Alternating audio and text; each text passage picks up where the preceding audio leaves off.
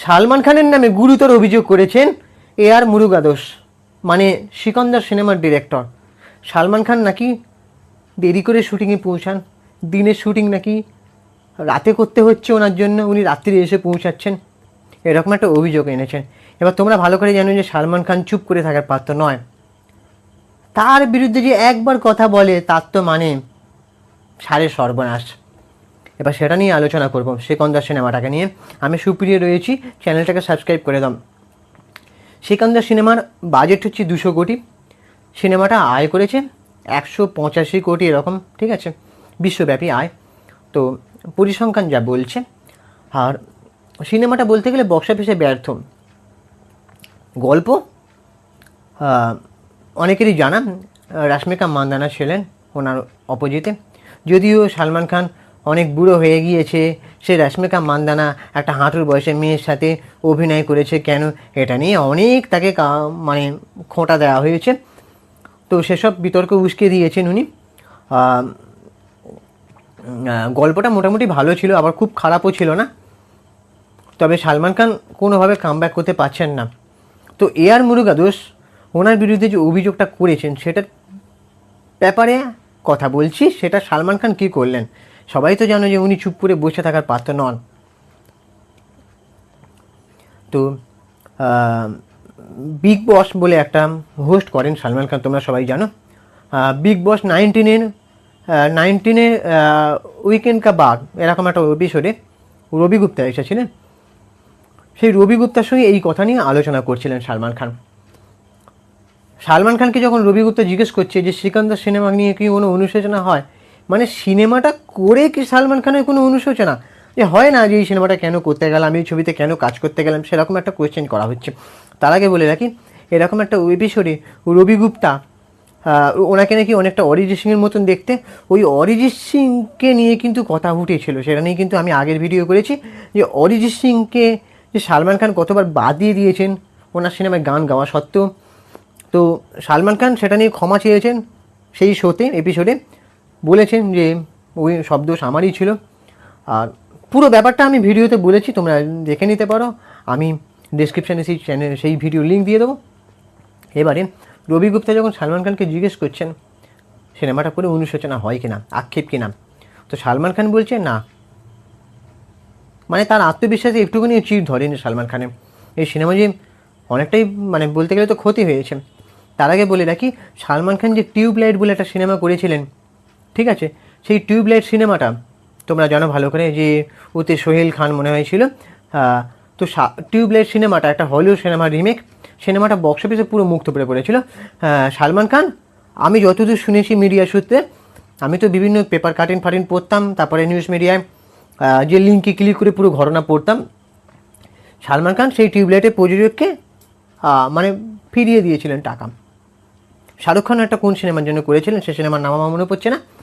তো বলিউডে এটা সম্ভব, টলিউডে তো আর এটা সম্ভব নয়, তাই না? টলিউডে এমনি ছোটো ইন্ডাস্ট্রি, সবার টাকা কম।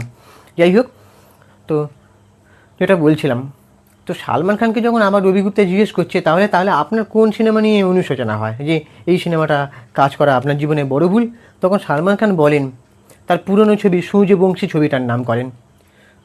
সূর্যবংশী ছবিটায় নাকি কাজ করে সালমান খান মানে অনুশোচনা করেন, বাদবাকি আর কোনো সিনেমা নিয়ে তো অনুশোচনা নেই।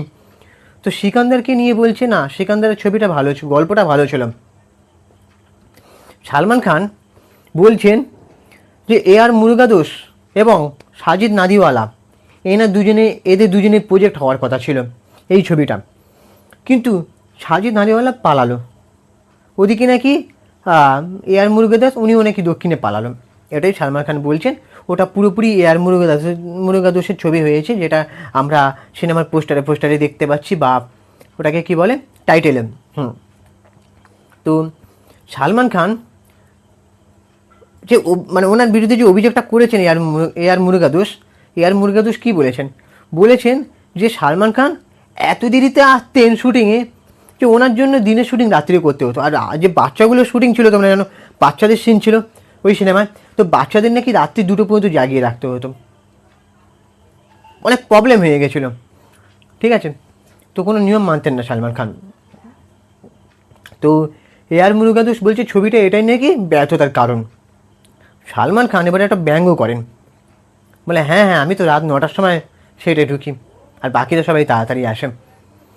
তো এটাই বলছেন যে আমি যদি দেরিতে আসি, আমার দেরিতে আসার জন্য যদি ছবি ফ্লপ হয়, তাহলে উনি মালু আলমে একটা ছবি করতে গেলেন সিকন্দরের পরেই, মাদ্রাসি বলে একটা ফিল্ম, সেই ছবির নায়ক তো ভোর 6টার সময় এন্ট্রি নিত সেটে, সেই ছবি ফ্লপ হলো কেন? হ্যাঁ, সালমান খানের কথায় কিন্তু যুক্তি আছে যে সেটে দেরি করে আসা এবং তাড়াতাড়ি পৌঁছানোর সঙ্গে ছবির ফ্লপের কিন্তু কোনো ব্যাপার নেই।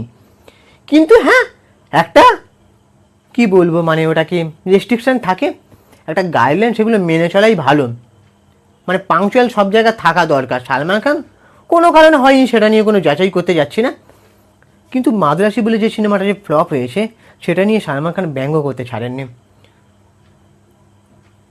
মানে উনি তো বলছেন যে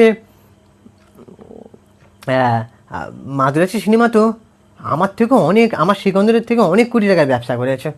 সালমান খান এরকম ব্যাপারটা ব্যঙ্গাত্মক হাসি এসেছেন, উনি সরাসরি কোনো আক্রমণ করেননি। কিন্তু এই আগে যে অভিযোগ ওনার নামে শোনা যায়, কিন্তু এটা বিগ বসেই উনি বলেছেন যে যে মাদ্রাসি বলে যে সিনেমাটা মালয়ালম ইন্ডাস্ট্রিতে উনি করতে গেলেন, মালয়ালম বা দক্ষিণেতে, সো সেই সিনেমার নায়ক তো ভোর 6টার সময় আসতো, সেটা পৌঁছাতো, তাহলে সেই সিনেমা ফ্লপ হলো কেন? আসলে এআর মুরগাদোস বলেছেন সালমান খানের দেরি করে আসাই নাকি ছবির ব্যর্থতার কারণ, সেই কারণেই সালমান খান বলেছেন। ঠিক আছে, তো এবার সিকন্দর কেন ফ্লপ হলো সেটা জানি না, তবে সালমান খানের আরও বড়োভাবে কামব্যাক করা দরকার। তার আর একটা ছবি আসছে, গালওয়ান বলে একটা ছবি আসছে, আর্মির চরিত্রে সম্ভবত দেখা যাবে তাকে। একটা অন্যরকম সালমান খান গোপ রেখেছেন, অনেক দিন ধরে প্রস্তুতি নিচ্ছেন। হ্যাঁ, সেই ছবি সাফল্য মনোনীত কামনা করি। আর সিকন্দর সিনেমা কার কার ভালো লেগেছে তোমরা জানো, আমার খুব ভালোও লাগেনি, আবার খুব খারাপও লাগেনি। কিন্তু সালমান মানে ভাইয়ের আরও বড়োভাবে কামব্যাক করা দরকার। ভাইয়ের আগে যে ছবিগুলো আছে, তেরে নাম, তারপরে কি বলে কিউ কি, যে সিনেমাগুলো আছে সেগুলো কিন্তু সত্যি খুব ভালো সিনেমা। তেরে নাম, আরও অনেক সিনেমা আছে। তারপরে সালমানের ওই যে দাবাং, বাজরঙ্গি ভাইজানের মতন সিনেমা। ঠিক আছে, সালমান খানকে ভালোভাবে আর এটুকু তার নামে অভিযোগ শোনা যায় আরও, যে সালমান খান নাকি স্ক্রিপ্টের, মানে কোনো ডিরেক্টর বা রাইটার যদি স্ক্রিপ্ট লেখেন সালমান খানকে নিয়ে, উনি সেই স্ক্রিপ্টের মধ্যে হস্তক্ষেপ করেন, এটা চেঞ্জ করা, ওটা চেঞ্জ করা, ওটা চেঞ্জ করো, ওটা করলে ভালো, সেই সব ব্যাপারে হস্তক্ষেপ না করাই ভালো। ডিরেক্টরকে, রাইটারকে তাদের স্বাধীন মতো কাজ দিতে হবে। এটা সত্যি কি জানি না, বলে অনেকে, তো স্বাধীনভাবে কাজ করতে দিতে হবে। সালমান খানকে অন্যরকম চরিত্রে অভিনয় করতে দিতে হবে।